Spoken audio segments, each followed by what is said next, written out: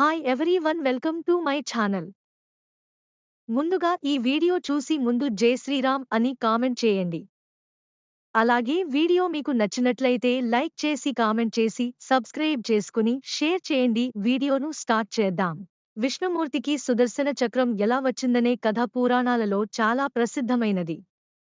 ఇందులో ముఖ్యంగా అగ్ని పురాణం మరియు విష్ణు పురాణం వంటి గ్రంథాల్లో వివరణలు ఉన్నాయి. దీనిపై వివిధ కథనాలు ఉన్నప్పటికీ ప్రధాన కథనం ఇలానే ఉంటుంది.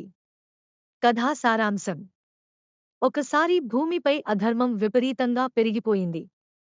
రాక్షసులు ధర్మాన్ని నాశనం చేయడం ప్రారంభించారు.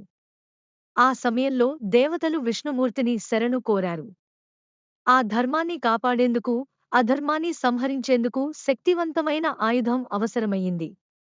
విష్ణుమూర్తి పరమశివుని, లార్డ్ శివుడు, ఆశ్రయించారు. ఆయనను తపస్సు చేసి పూజించటం ప్రారంభించారు. విష్ణుమూర్తి 1000 సంవత్సరాలు తీవ్ర తపస్సు చేశారు. ఈ తపస్సుతో సంతుష్టుడైన శివుడు విష్ణుమూర్తిని దర్శించి ఆయనకు ఒక ప్రత్యేకమైన ఆయుధాన్ని వరంగా ఇచ్చారు.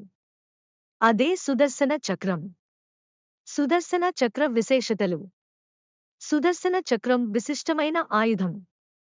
ఇది అత్యంత వేగంగా తిరిగే, ప్రతి దుష్ట శక్తిని నాశనం చేసే శక్తిమంతమైన ఆయుధం. ఇది చెడు శక్తులను వినాశనం చేసి ధర్మాన్ని స్థాపించడంలో విష్ణుమూర్తికి సహాయపడుతుంది. సుదర్శన చక్రం జ్ఞాన, శక్తి, ధర్మానికి ప్రాతినిధ్యం వహిస్తుంది. మరో కథనం: ఇంకొక కథనం ప్రకారం విశ్వకర్మ, దేవతల వాస్తుశిల్పి, తన కుమార్తెను సూర్యభగవానుడికి ఇచ్చారు. అయితే సూర్యుని తేజస్సు అధికంగా ఉండడంతో విశ్వకర్మ తన కుమార్తె సుఖంగా ఉండాలనే ఉద్దేశంతో సూర్యుని తేజాన్ని కొంత తగ్గించాలనుకున్నారు. దానితో సూర్యుని తేజాన్ని కొంత తీసుకుని దానితో సుదర్శన చక్రాన్ని తయారుచేసి విష్ణుమూర్తికి సమర్పించారు. ఈ విధంగా విష్ణుమూర్తి సుదర్శన చక్రాన్ని పొందారు. Thanks for watching this video. Please like, subscribe for more videos.